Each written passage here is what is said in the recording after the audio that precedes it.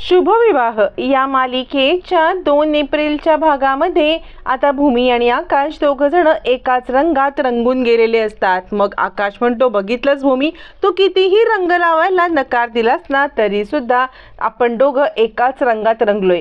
हीच नियतीची इच्छा आहे, आपण नियतीच्या पुढे खरंच काही करू शकत नाही असं म्हणत तो भूमीच्या अगदी जवळ असतो। तितक्यात भूमीच्या डोळ्यामध्ये रंग गेल्यामुळे मग भूमी आपला डोळा अगदी हाताने चोळायला लागते आणि आई ग असं बोलते। मग मात्र आकाश म्हणतो, थांब बघू दे असं म्हणत तो आता हळूवारपणे भूमीच्या डोळ्यामध्ये फुंकर घालतो। तिच्या डोळ्यामध्ये गेलेला रंग व्यवस्थित बाहेर काढतो। आजी हे सगळं पाहत असते आणि दोघांना कुणाचीही दृष्ट न लागो असं म्हणत ती आता त्यांची नजर उतरवत असते। हे सगळं आता सगळेजण पाहत असतात। काहींना आनंद होतो तर काहींना खूप खूप राग येत असतो। राग येणाऱ्यामधली रागिणी आणि अभिजित एका बाजूला जातात। भूमी म्हणते थँक्यू।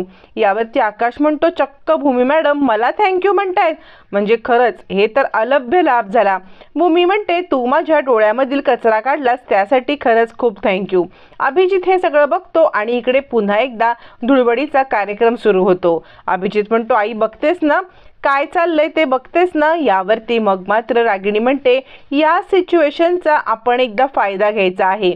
यावरती मग मात्र इकडे अभिजित म्हणतो, करायचंय काय? रागिणी म्हणते, काय म्हणजे काय करायचं आपण आणि गैरसमज पसरवायचा आकाशबद्दल, बघ आता मी काय करते ते असं म्हणत रागिणी आता काहीतरी प्लॅन करते आणि आकाशला या प्लॅनमध्ये अडकवण्यासाठी तिचं काहीतरी डोकं लावते। तोपर्यंत इकडे आता रागिणी सांगत असते, भूमीला आकाशच रंग लावू शकतो हे भूमीला समजलेलं आहे। भूमीला समजले की तिला आकाशनेच रंग लावलाय। आता कुणीही रंग लावला ना तरी भूमी हाच विचार करणार की आकाशच तिला त्रास देतोय आणि याच आपण गोष्टीचा फायदा करून घ्यायचा आहे। या गोष्टीचा फायदा करायचा आणि बघ त्या दोघांच्या मधला गैरसमज कधी म्हणजे कधी आपण दूरच करायचा नाही असं म्हणत आता इकडे तिच्या माणसांना भूमीला रंग लावण्यासाठी जबरदस्ती ती सांगते। आता भूमीला वाटतं की आकाशच आहे, आकाश प्लीज प्लीज मला रंग लावू नको असं म्हणत डोळे बंद करत ती आता इकडे येते आणि आकाशला धडकते। इकडे तर आकाश आहे, मग मगाशी आपल्याला रंग लावला तरी कुणी हे भूमीला काहीच कळत नाही आणि ताबडतोब भूमी मागे वळून पाहते। तोपर्यंत ती मुलं पळून गेलेली असतात। आकाश म्हणतो, भूमी काय झालं? त्यावरती भूमी सांगते, त्या मुलांनी मला जबरदस्ती रंग लावण्याचा प्रयत्न केला असं म्हणत मग मात्र आता इकडे सगळ्यांनाच धक्का बसतो। काय करायचं तरी काय असा विचार करत आकाश आता म्हणतो, थांब भूमी, आणि तो ताबडतोब त्या मुलांचा पाठलाग करतो। पाठलाग करत त्या मुलं जेव्हा बाईकवरती बसतात आकाश हे सगळं पाहतो। भूमीला सुद्धा आपल्या बाईकवरती बसवतो आणि ताबडतोब त्या मुलांचा पाठलाग करायला तिकडे येतो। त्या मुलांचा पाठलाग करत त्यांच्या अड्ड्यावरती तो पोहोचतो। यावरती आता आकाश म्हणतो, हिम्मत कशी झाली तुमच्या माझ्या भूमीला हात लावायची असं म्हणत आकाशने बेदम मार दिलेला असतो। आकाश मात्र बेदम मार देत असतो। भूमी सांगत असते, थांब आकाश थांब।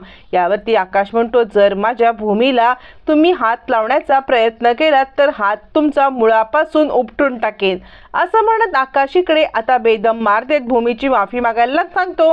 भूमीला हा काही प्रकार आवडत नाही, म्हणजे तिला ही अशी केलेली हिंसा आवडत नाही आणि मग मात्र आता भूमी म्हणते, आकाश जाऊ दे ह्यांना, तुम्ही उठा बरं, जा इथून। आणि ती आकाशवरती चिडते, त्या लोकांनी केलं ते केलं पण तू पण हे सगळं करून काय साध्य केलंस?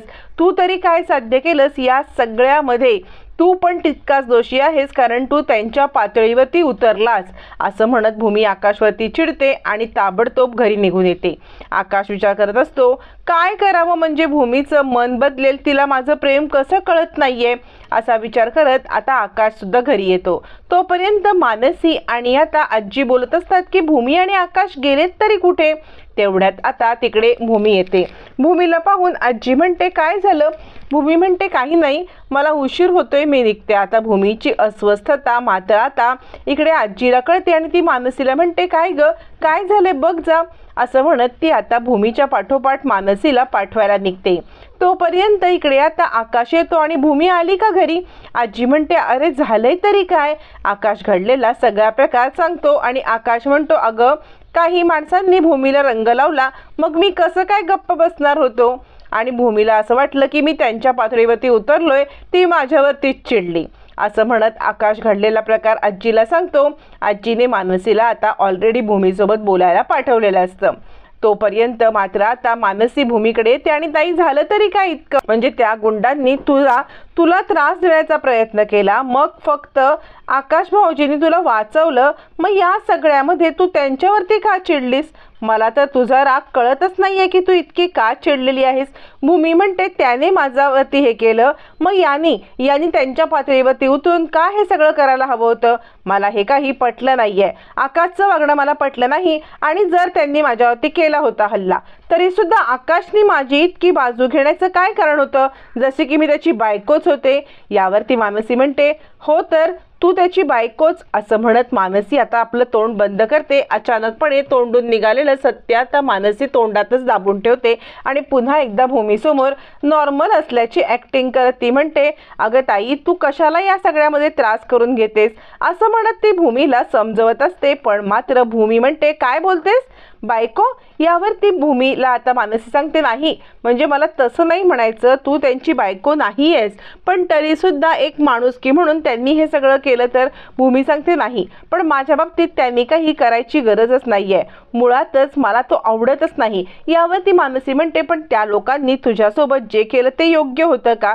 त्यावरती भूमी म्हणते नाही, तो किळसवाणा स्पर्श मला आवडतच नव्हता, पण तरीसुद्धा आकाशने जे केलं ते पण मला आवडलं नाही. मग याच्यामध्ये आणि त्यांच्यामध्ये काय फरक राहिला?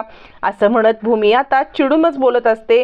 मानसी तिला समजवण्याचा प्रयत्न करते पण भूमी काही ऐकायला तयार नसते. फायनली भूमी तिकडून निघत असते.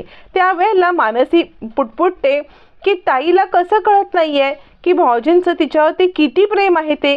का तिला ह्या गोष्टी समजत नाहीयेत? भूमी साधारण काहीतरी ऐकते आणि म्हणते मनू तू काही बोललीस का? मानसी म्हणते नाही. मग मात्र आता भूमी खाली यायला निघते. तोपर्यंत इकडे आकाश आजीला सांगत असतो काय करू मी, म्हणजे या सगळ्यामध्ये मी नेहमीच चुकीचा ठरतोय. त्यावरती नाटक करत रागिणी म्हणते आकाश बाळा तू स्वतःला त्रास करून घेऊ नको, कधीतरी भूमीला गोष्टी आठवतीलच ना. यावरती आकाश म्हणतो मी दरवेळेला चुकीचा ठरतो, म्हणजे माझ्या मनामध्ये तिच्याबद्दल किती प्रेम आहे हे मी तिला कसं सांगू, सांग ना. यावरती आता मात्र हे वाक्य चालू असताना भूमीवरती खाली येते. भूमी आता खाली येते आणि अचानकपणे तिच्या कानावरती काहीतरी वाक्य पडतात. मग ती तिथेच थबकते आणि त्याच वेळेला आता सगळेजण घाबरतात. हिने नक्की काय ऐकलंय, हिला नक्की काय समजलंय? रागिणी थोडीशी गप्पच बसते. भूमी आता एक एक पायऱ्या खाली येते आणि आजी मुद्दाम विषय बदलते. आजी म्हणते भूमी बाळा अगं उशीर झालाय ना, तू आता एकटी कशी जाशील? थांब मी आकाशला तुझ्यासोबत पाठवते. यावरती आकाश म्हणतो हो थांब मी गाडी काढतो आणि तुला घरी सोडतो. भूमी सांगते नको, माझी मी एकटी जाईन, माझ्यासोबत कुणीही यायला नको. यावरती रागिणी म्हणते बाळा असं करू नकोस, रात्रीची वेळ आहे ना, त्यामुळे तू एकटी जाऊ नकोस, या सगळ्यामध्ये आकाशला घेऊन जा. असं म्हणत आता मात्र रागिणी भूमीला समजवत असते. पण भूमी सांगते नाही आत्या मी एकटी जाईन आणि हट्टी भूमी तशीच एकटी निघते. त्यावेळेला आकाश म्हणतो आपल्याला माहिती आहे ना तिला एकटीला जायचंय तर जाऊ दे, पण हे असे आत्ता पण रंगपंचमी खेळणारी लोक आहेत, मग कुणी फुगे उडवले काय केलं तर भूमीला अजून त्रास होईल ना, तर मी तिच्या मागावरती जातो. असं म्हणत आकाश आता भूमीच्या मागावरती जायला निघतो आणि आता भूमीला प्रोटेक्ट करण्यासाठी तो तिच्या मागे मागे जात असतो.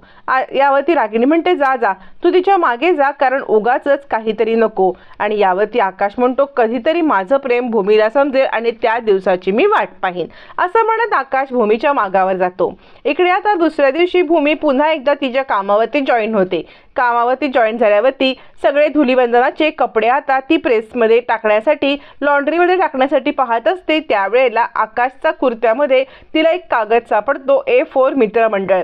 आता हे तेच मित्रमंडळ असतं ज्या मित्रमंडळाला आता म्हणजे त्या माणसांना मारण्यासाठी आकाश गेलेला असतो.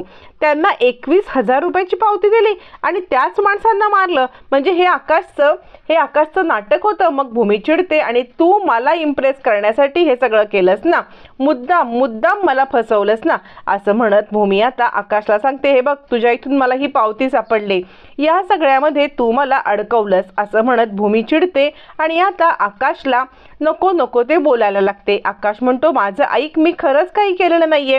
पण भूमी आकाशचं काही ऐकायला तयार नसते. ती सांगत असते, तू मुद्दाम हे सगळं केलंयस. आकाशला कळत नाही की जितक्या गोष्टी मी सावरायचा प्रयत्न करतोय तितक्याच गोष्टी इतक्या कॉम्प्लिकेटेड कशा होत चालल्यात, कोण करतंय हे सगळं. रागिणी विचार करत असते, आकाश तू कर. भूमीला मनवायचा कितीही प्रयत्न केलास तरी तुमच्या दोघांच्या मध्ये मी गैरसमज दूर होऊ देणारच नाही. चिडलेला आकाश मानसी आणि अथर्वला म्हणतो, मी इतक्या गोष्टी नॉर्मल करण्याचा प्रयत्न करतोय, पण कोण आहे जे या सगळ्यामध्ये भूमीला भडकवतोय, भूमीला माझ्या विरुद्ध भडकवतोय, कोण आहे मला कळत नाहीये. कुणी माझ्या खिशामध्ये ती चिठ्ठी ठेवली होती, कोण हे सगळं करते. आकाश खूप हायपर झालेला असतो आणि अथर्व आणि मानसी त्याला शांत करत असतात. आकाशला आता सत्य समजणार का की या सगळ्यामध्ये रागिणीचाच हात आहे, आणि हे समजल्यावरती मग मात्र आकाशची ॲक्शन काय असणार हे पाहणं मात्र फारच रंजक ठरणार आहे.